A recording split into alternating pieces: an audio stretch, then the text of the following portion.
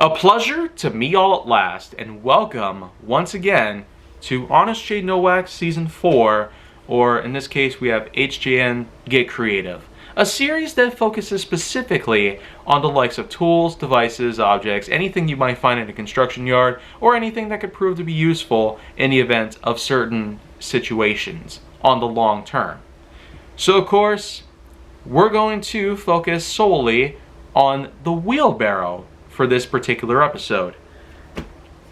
So what we got here is the wheelbarrow. This is a device that has commonly been in usage for many years. Its main purpose is to transport certain goods, materials, and etc. Sometimes even tools. And if you're probably familiar with the people here in Menominee Falls, Wisconsin, there were times where the wheelbarrow actually was used for some pretty serious recreation. Now, I'm not kidding. Kids, dogs, cats, we would literally transport them all over our neighborhood for fun. And it sure as heck was one way to help kill time when things started to get a little boring.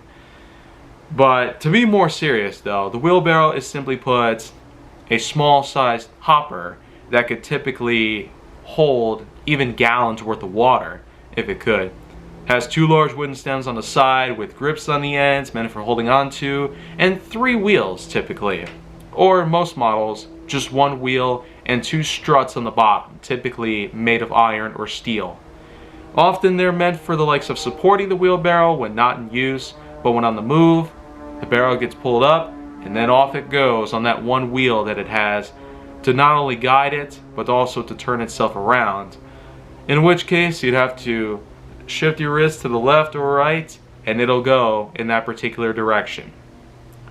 So I feel like that is more or less just a good basic assessment of how the wheelbarrow is, what it looks like, how it functions, and what can it possibly carry.